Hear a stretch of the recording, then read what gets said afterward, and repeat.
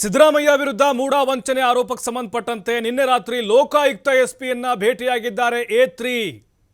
ಬಹಳ ಪ್ರಶ್ನೆಯನ್ನ ಚರ್ಚೆಯನ್ನ ಹುಟ್ಟು ಹಾಕಿದೆ ಈ ಬೆಳವಣಿಗೆ. ನೋಡಿ, ಮಲ್ಲಿಕಾರ್ಜುನ ಸ್ವಾಮಿ ಇವರು ಮುಖ್ಯಮಂತ್ರಿಗಳ ಬಾಮೈದ A3 ಇದ್ದಾರೆ ಈ ಮೂಢ ಕೇಸ್ನಲ್ಲಿ. ನಿನ್ನೆ ಲೋಕಾಯುಕ್ತ ಎಸ್ಪಿ ಉದೇಶ್ ಅವರನ್ನು ಭೇಟಿಯಾಗಿದ್ದಾರೆ. 8 ಗಂಟೆ ಸುಮಾರಿಗೆ ಈ ನೈಟ್ ಮೀಟ್ ಆಗಿದೆ. ನಮಗೆಲ್ಲ ಗೊತ್ತಿದೆ, ಮಲ್ಲಿಕಾರ್ಜುನ ಸ್ವಾಮಿ ಸಿದ್ದರಾಮಯ್ಯ ಅವರು ಬಾಮೈದ. ಅಚ್ಚರಿಗೆ ಕಾರಣವಾಗಿದೆ. ರಾತ್ರಿ ಯಾಕೆ ಭೇಟಿಯಾದ್ರು ಮಲ್ಲಿಕಾರ್ಜುನ ಸ್ವಾಮಿ ಲೋಕಾಯುಕ್ತರನ್ನ? ನಿನ್ನೆ ಬೆಳಗ್ಗೆಯಿಂದ ಸಂಜೆವರೆಗೆ ಮೂಡ ಮಾಜಿ ಆಯುಕ್ತ ನಟೇಶ್ ವಿಚಾರಣೆ ಆಯಿತು. ಅದರ ಬೆನ್ನಲ್ಲೇ ಆ ಕೂಡಲೇ 7:30ಕ್ಕೆ ವಿಚಾರಣೆ ಮುಗಿಸಿ ನಟೇಶ್ ಹೊರಗಡೆ ಬರ್ತಾರೆ. ಇವರು ಒಳಗಡೆ ಹೋಗ್ತಾರೆ. ನಟೇಶ್ ಹೊರಗಡೆ ಬಂದ್ಮೇಲೆ ಇವರು ಒಳಗಡೆ ಹೋಗಿದ್ ಯಾಕೆ? ಕೈಯಲ್ಲಿ ಪತ್ರ ಹಿಡಿದು ಬಂದಿದ್ರು ಮಲ್ಲಿಕಾರ್ಜುನ ಸ್ವಾಮಿ. ಆ ಪತ್ರದಲ್ಲಿ ಏನಿದೆ? ಯಾವ ಪತ್ರ ಅದು? ಹಲವು ಅನುಮಾನಗಳಿಗೆ ಕಾರಣ ಆಗಿದೆ ಈ ನೈಟು ಮೀಟು. ನಂಬರ್ 1, ರಾತ್ರಿ ಮಲ್ಲಿಕಾರ್ಜುನ ಸ್ವಾಮಿ ಲೋಕಾಯುಕ್ತ ಎಸ್ಪಿಯನ್ನ ಭೇಟಿ ಮಾಡಿದ್ದಾದ್ರೂ ಯಾಕೆ? ಯಾವ ಕಾರಣಕ್ಕೆ? ಅಷ್ಟೊತ್ತಲ್ಲೇ ಯಾಕೆ? ಯಾರು ಬರಕ್ಕೆ ಹೇಳಿದ್ರು? ಅವಕಾಶ ಇದೆಯಾ? ಅಗತ್ಯ ಏನಿತ್ತು? ನೋಡಿ, ಮೊನ್ನೆ 18ನೇ ತಾರೀಕು ಇಡಿ ಅಧಿಕಾರಿಗಳು ಇವ್ರನ್ನ ವಿಚಾರಣೆ ಮಾಡಿದ್ದಾರೆ. ಇದಕ್ಕಿಂತ ಹಿಂದೆ ಲೋಕಾಯುಕ್ತ ಅಧಿಕಾರಿಗಳು ಮಲ್ಲಿಕಾರ್ಜುನ ಸ್ವಾಮಿಯನ್ನ ವಿಚಾರಣೆಗೆ ಒಳಪಡಿಸಿದ್ದಾರೆ. ನೋಡ್ತಾ ಇದ್ದೀವಿ ನೋಡಿ, ರಾತ್ರಿ ಉದೇಶ್ ಹಾಗೂ ಮಲ್ಲಿಕಾರ್ಜುನ ಸ್ವಾಮಿಯವರು ಭೇಟಿಯಾಗಿರುವುದನ್ನು ಲೋಕಾಯುಕ್ತ ಕಚೇರಿ. ಅದು ಏನಿರ್ಬೋದು ಹಾಗಾದ್ರೆ? ಈ ಭೇಟಿಯ ರಹಸ್ಯ ಯಾರು ಕಳಿಸ್ಕೊಟ್ಟಿರ್ಬೋದು? ಏನು ಮಾತುಕತೆ ಆಗಿದೆ? ಅಲ್ರಿ, ಒಂದು ನೋಟಿಸ್ ಕೊಡಲಿಲ್ಲ. ಈ ಪ್ರಕರಣ ಅಥವಾ ಯಾವುದೋ ಒಂದು ಕೇಸ್ ತಗೊಳ್ಳೋಣ. ಉದಾಹರಣೆಗೆ ನಾವು ವಿಚಾರಣೆಗೆ ಹಾಜರಾಗಬೇಕಂದ್ರೆ ನಮಗೆ ನೋಟಿಸ್ ಕೊಡಬೇಕು. ನೋಟಿಸ್ ಕೊಡದೆ ನಾವು ಹೋಗೋಕ್ಕಾಗುತ್ತಾ ಅಲ್ಲಿ ವಿಚಾರಣೆಗೆ? ಏನಲ್ಲಿ ಸಂಬಂಧದ ಮಾತುಕತೆ ಹೋಗಿದ್ದೀರಾ? ಇಲ್ವಲ್ಲ. ಏನು ಅಣ್ಣ ತಮ್ಮನ ರಿಲೇಷನ್? ನೋಡಿ, ಉತ್ತರ ಕೊಡೋಕ್ಕಾಗ್ತಿಲ್ಲ ಮಲ್ಲಿಕಾರ್ಜುನ ಸ್ವಾಮಿ ಅವರಿಗೆ ಮಾಧ್ಯಮದ ಪ್ರಶ್ನೆ ಮಾಡಿದಾಗ.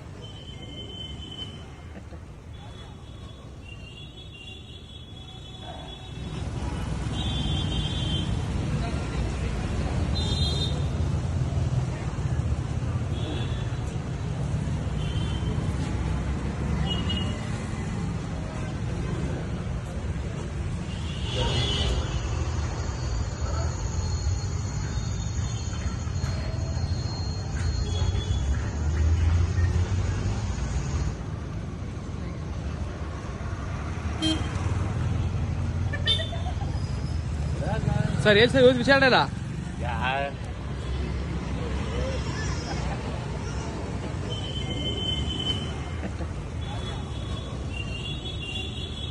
ಈ ಕಾರಣಕ್ಕೆ ಹೋಗ್ತಾ ಇದ್ದಾರೆ ಅಂತ ಹೇಳಿ ನೋಟಿಸ್ ಇಲ್ಲದೆ ಮಲ್ಲಿಕಾರ್ಜುನ ಸ್ವಾಮಿ ವಿಚಾರಣೆಗೆ ಹೋಗಿದ್ದಾದ್ರು ಯಾಕೆ?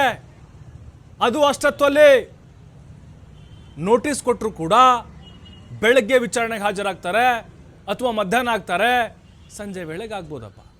ರಾತ್ರಿ 8 ಗಂಟೆ ಮೇಲೆ ಏನಿತ್ತು ಅಂತ ಮಾತುಕತೆ ಏನಿದೆ ಆ ಪತ್ರದಲ್ಲಿ?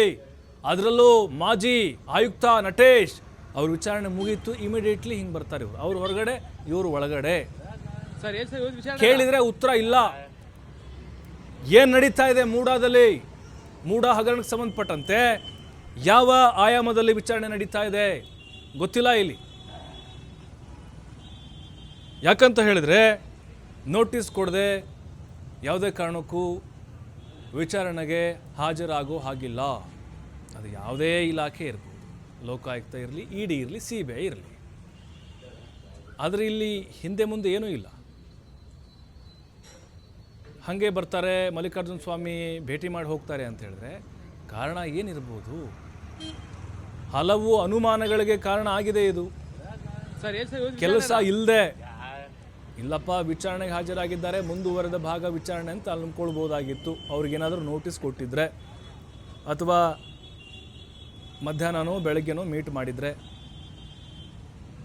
ಈ ಹೊತ್ತಲ್ಲಿ ವಿಚಾರಣೆ ನಡೆಸುವಂಥ ಸಾಧ್ಯತೆಗಳು ಬಹಳ ಕಡಿಮೆ ಇರುತ್ತೆ. ಅವ್ರಿಗೆ ಯಾರು ಹೇಳಿದರು ಬರೋಕ್ಕೆ? ಉದೇಶ್ ಹೇಳಿದ್ರ? ಲೋಕಾಯುಕ್ತ SP ನೋಟಿಸ್ ಕೊಟ್ಟಿದ್ರ? ಮಲ್ಲಿಕಾರ್ಜುನ ಸ್ವಾಮಿ ಯಾಕೆ ಅಷ್ಟೊತ್ತಲ್ಲಿ ಬಂದರು?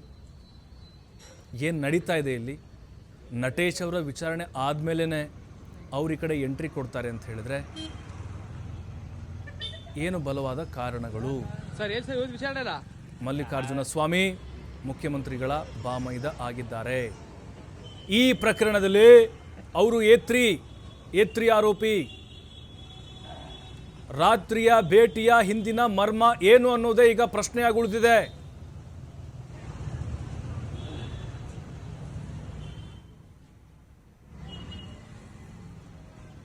ಮತ್ತಷ್ಟು ಮಾಹಿತಿ ಕೊಡ್ತಾರೆ ನಮ್ಮ ಪ್ರತಿನಿಧಿ ಪುನೀತ್ ನೇರ ಸಂಪರ್ಕದಲ್ಲಿ. ಪುನೀತ್, ಈಗ ನಟೇಶ್ ಅವರ ವಿಚಾರಣೆ ಮುಗಿಯುತ್ತೆ, ಅವ್ರು ಆಚೆ ಬರ್ತಾರೆ, ಮಲ್ಲಿಕಾರ್ಜುನ ಸ್ವಾಮಿ ಒಳಗಡೆ ಹೋಗ್ತಾರೆ, ಯಾವುದೇ ನೋಟಿಸ್ ಇಲ್ಲ, ಆದರೂ ನೋಟಿಸ್ ಇಲ್ಲದೇ ವಿಚಾರಣೆಗೆ ಹಾಜರಾಗ್ತಾರೆ ಅಂತ ಹೇಳಿದ್ರೆ ಹಲವು ಚರ್ಚೆಗಳನ್ನು ಹುಟ್ಟು ಹಾಕ್ತಾ ಇದೆ. ಏನು ನಡೀತಾ ಇದೆ ಹಾಗಾದರೆ ಈ ಮೂಡ ಕೇಸ್ಗೆ ಸಂಬಂಧಪಟ್ಟಂತೆ ಅನ್ನೋದೀಗ?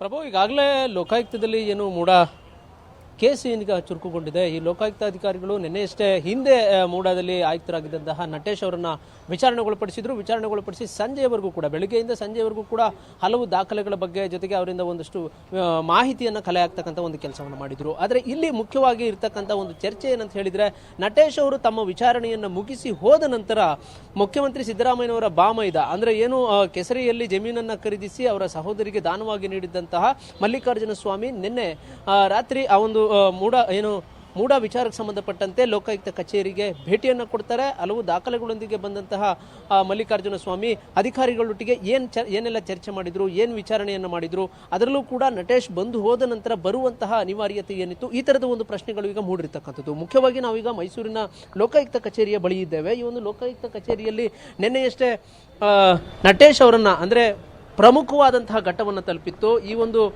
14 ನಿವೇಶನಗಳನ್ನು ಮುಖ್ಯಮಂತ್ರಿ ಅವರ ಪತ್ನಿ ಪಾರ್ವತಿ ಅವರು ಏನು ತೆಗೆದುಕೊಂಡಿದ್ರು, ಅದು ಕಾನೂನು ಬಾಹಿರವಾಗಿದ್ದಂಥದ್ದು ಅನ್ನೋ ಒಂದು ಆರೋಪದಡಿ ಮೈಸೂರಿನ ಲೋಕಾಯುಕ್ತ ಕಚೇರಿಯಲ್ಲಿ ದೂರು ದಾಖಲಾಗಿತ್ತು. ಆ ಒಂದು ದೂರು ದಾಖಲಾಗಿದ್ದಂಥ ಒಂದು ಹಿನ್ನೆಲೆಯಲ್ಲಿ ಲೋಕಾಯುಕ್ತ ಅಧಿಕಾರಿಗಳು ಆಗಲೇ 4 ಕೂಡ, ಮುಖ್ಯಮಂತ್ರಿ ಸಿದ್ದರಾಮಯ್ಯನವರು, ಪಾರ್ವತಿಯವರು, ಜೊತೆಗೆ ಮಲ್ಲಿಕಾರ್ಜುನ ಸ್ವಾಮಿ, ಜೊತೆಗೆ ದೇವರಾಜ್ ಅವರು 4 ಕೂಡ ವಿಚಾರಣೆಗೊಳಪಡಿಸುವಂತಹ ಒಂದು ಕೆಲಸವನ್ನು ಮಾಡಿದ್ರು. ತದನಂತರ ಅಂತಿಮವಾದಂತಹ ಒಂದು ಘಟ್ಟಕ್ಕೆ ಬಂದಿತ್ತು. ಸಂಬಂಧಪಟ್ಟಂತಹ ಹಲವು ಅಧಿಕಾರಿಗಳನ್ನು ವಿಚಾರಣೆ ಮಾಡತಕ್ಕಂಥ ಒಂದು ಕೆಲಸವನ್ನ ಲೋಕಾಯುಕ್ತ ಅಧಿಕಾರಿಗಳು ಮಾಡಿದ್ರು. ಆದರೆ ನಿನ್ನೆ ಮೂಡಾದಲ್ಲಿ 14 ನಿವೇಶನಗಳ ಅಂದ್ರೆ 50-50 ಅನುಪಾತದಲ್ಲಿ ನಿವೇಶನಗಳನ್ನು ಏನು ಹಂಚಿಕೆ ಮಾಡಲಾಗಿತ್ತು, ಆ ಒಂದು ಸಂದರ್ಭದಲ್ಲಿ ಆಯುಕ್ತರಾಗಿದ್ದಂತಹ ನಟೇಶ್ ಅವರನ್ನ ವಿಚಾರಣೆಗೊಳಪಡಿಸಿದ್ರು. ಆ ಒಂದು ವಿಚಾರಣೆ ಸಂದರ್ಭದಲ್ಲಿ ಈ ಒಂದು ಪ್ರಕರಣ ಅಂತಿಮ ಘಟ್ಟವನ್ನು ತಲುಪ್ತಾ ಇದೆ ಅನ್ನೋ ಒಂದು ಚರ್ಚೆಗಳು ಉದ್ಭವ ಆಗಿದ್ವು. ಆದರೆ ನಟೇಶ್ ಬಂದು ಹೋದ ನಂತರ ತಕ್ಷಣವೇ ಮಲ್ಲಿಕಾರ್ಜುನ ಸ್ವಾಮಿ ಬಂದಂತದ್ದು ಸಾಕಷ್ಟು ಅನುಮಾನಗಳಿಗೆ ಎಡೆ ಮಾಡಿಕೊಟ್ಟಿದೆ. ಹಲವು ದಾಖಲೆಗಳೊಂದಿಗೆ ಈ ಅಧಿಕಾರಿಗಳನ್ನು ಭೇಟಿ ಮಾಡಿ ನಟೇಶ್ ಬಂದು ಹೋದ ನಂತರ ಭೇಟಿ ಮಾಡುವಂತಹ ಅಗತ್ಯತೆ ಏನಿತ್ತು, ಅನಿವಾರ್ಯತೆ ಏನಿತ್ತು, ಬೇರೆ ಏನಾದರೂ ಮಾಹಿತಿಗಳನ್ನು ಕೊಡ್ತಕ್ಕಂಥ ಅವಶ್ಯಕತೆ ಇತ್ತ, ಈ ತರದ ಒಂದಷ್ಟು ಅನುಮಾನಗಳು ವ್ಯಕ್ತವಾಗಿರ್ತಕ್ಕಂಥದ್ದು. ಜೊತೆಗೆ ಇವತ್ತು ಪಾಲಯ್ಯ ಎಂಬುವರು ಮತ್ತೆ 2ನೇ ಬಾರಿಗೆ ಇಲ್ಲಿ ವಿಚಾರಣೆಗೆ ಹಾಜರಾಗ್ತಾರೆ. ಪ್ರಮುಖವಾಗಿ ಇಲ್ಲಿ ಮೂಡಾದಲ್ಲಿ ಏನು ಮೈಸೂರಿನಲ್ಲಿ ADC ಆಗೋದ್ರ ಜೊತೆಗೆ ಮೂಡಾದಲ್ಲಿ ಆಯುಕ್ತರಾಗಿಯೂ ಕೂಡ ಕಾರ್ಯವನ್ನು ಪಾಲಯ್ಯ ಅವರು ನಿರ್ವಹಿಸಿದ್ರು ಅಂತಕ್ಕಂಥ ಮಾಹಿತಿ ಇರತಕ್ಕಂಥದ್ದು. ಹೀಗಾಗಿ ಈ ಒಂದು ಲೋಕಾಯುಕ್ತ ತನಿಖೆ ಏನಿದೆ ದಿನೇ ದಿನೇ ಸಾಕಷ್ಟು ತಿರುವುಗಳನ್ನು ಪಡೆದುಕೊಳ್ತಾ ಇದೆ, ಹಲವು ಅನುಮಾನಗಳನ್ನು ಹುಟ್ಟು ಹಾಕ್ತಾ ಇದೆ. ಹೀಗಾಗಿ ಪಾಲಯ್ಯ ಅವರ ಒಂದು ವಿಚಾರಣೆ ಇರ್ಬೋದು, ಜೊತೆಗೆ ಈಗ ಮಲ್ಲಿಕಾರ್ಜುನ ಅವರ ಒಂದು ವಿಚಾರಣೆ ಇರ್ಬೋದು, ಜೊತೆಗೆ ಇನ್ನು ಮುಂದೆ ಯಾರನ್ನೆಲ್ಲ ವಿಚಾರಣೆ ಮಾಡಲಾಗುತ್ತೆ, ಈ ಥರದ್ದು ಸಾಕಷ್ಟು ಕುತೂಹಲವನ್ನು ಕೆರಳಿಸಿರ್ತಕ್ಕಂಥದ್ದು. ಸದ್ಯಕ್ಕೆ ನಿನ್ನೆ ಏನು ಮಲ್ಲಿಕಾರ್ಜುನ ಸ್ವಾಮಿಯವರು ಬಂದು ಅಷ್ಟು ರಾತ್ರಿಯ ಸಂದರ್ಭದಲ್ಲಿ ಅಧಿಕಾರಿಗಳನ್ನು ಭೇಟಿ ಮಾಡುವಂತಹ ಅನಿವಾರ್ಯತೆ ಏನಿತ್ತು, ಅಷ್ಟರ ಮಟ್ಟಿಗೆ ಇಲ್ಲಿ ಏನಾದರೂ ಬೆಳವಣಿಗೆಗಳಾಗ್ತಾ ಇದ್ದಾವೆ, ಈ ಥರದ್ದು ಒಂದಷ್ಟು ಅನುಮಾನಗಳು ಹುಟ್ಟುಕೊಳ್ತಾ ಇರತಕ್ಕಂಥದ್ದು. ಹೀಗಾಗಿ ಈ ಒಂದು ಲೋಕಾಯುಕ್ತ ಕೇಸ್ ಇರತಕ್ಕಂಥದ್ದು ಮುಖ್ಯಮಂತ್ರಿ ಸಿದ್ದರಾಮಯ್ಯನವರ ಪತ್ನಿಯವರು 14 ನಿವೇಶನಗಳನ್ನೇನು ಪಡೆದುಕೊಂಡಿದ್ದಾರೆ, ಆ ಒಂದು ಪ್ರಕರಣಕ್ಕೆ ಸಂಬಂಧಪಟ್ಟಂತೆ ಈಗ ಸಾಕಷ್ಟು ಅನುಮಾನಗಳು ಹುಟ್ಟುಕೊಳ್ತಾ ಇರತಕ್ಕಂಥದ್ದು. ಪ್ರಭು, ಥ್ಯಾಂಕ್ ಯು ಪುನೀತ್ ತಮ್ಮೆಲ್ಲ ಮಾಹಿತಿಗಾಗಿ. ಮಲ್ಲಿಕಾರ್ಜುನ ಸ್ವಾಮಿ ಲೋಕಾಯುಕ್ತ ಕಚೇರಿಗೆ ಹೋಗಿರೋದು ರಾತ್ರಿ ವೇಳೆ ನೋಡಿ, ಪ್ರಶ್ನೆಗಳು ಸಹಜವಾಗಿ ಬರೋದು. ನೋಟಿಸ್ ಇಲ್ಲದೆ ಮಲ್ಲಿಕಾರ್ಜುನ ಸ್ವಾಮಿ ಯಾಕೆ ಬಂದರು, ವಿಚಾರಣೆಗೆ ಯಾಕೆ ವಿಚಾರಣೆ ಅಂತ ಹೇಳಿದ್ರೆ ನೋಟಿಸ್ ಬೇಕಲ್ಲ ರೀ. 8 ಗಂಟೆ ಮೇಲೆ ವಿಚಾರಣೆನಾ? ಮಧ್ಯಾಹ್ನ ಟೈಮ್ ಇರಲಿಲ್ವಾ? ಬೆಳಗ್ಗೆ ಇರಲಿಲ್ವಾ? ಅದು ನಟೇಶ್ ಹೋದ ಮೇಲೆ ಇವ್ರು ಯಾಕೆ ಬರಬೇಕು? ಈ ರೀತಿಯಾಗಿ ಸ್ಪಷ್ಟತೆ ಇಲ್ಲದಂತಹ ಕೆಲವೊಂದಿಷ್ಟು ಬೆಳವಣಿಗೆಗಳು ನಡೆದಿದ್ದಾವೆ.